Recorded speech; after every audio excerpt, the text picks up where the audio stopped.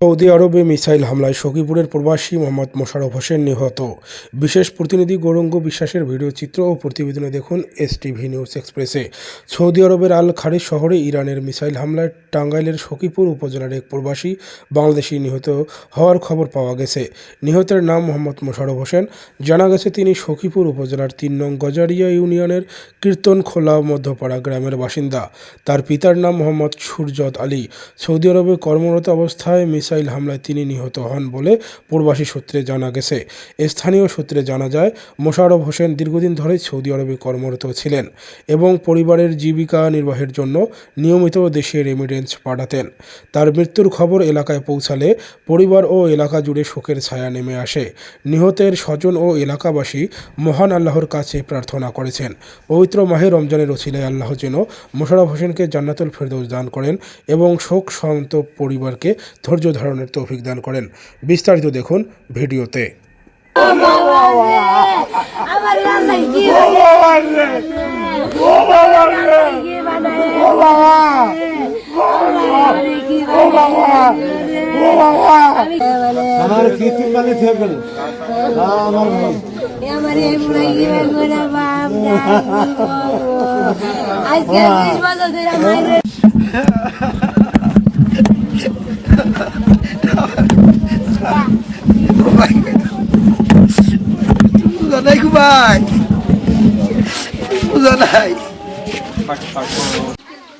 আপনারা সবাই জেনেছেন মোহাম্মদ মোশাররফ হোসেন।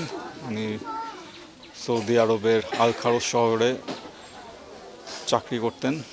সেখানে যুদ্ধের মাঝখানে উনি নিহত হয়েছেন বলে আমরা সংবাদ পেয়েছি। এজন্য আমরা উপজেলা প্রশাসনের পক্ষ থেকে ওনার শোকসন্তপ্ত পরিবারের কাছে এসেছি।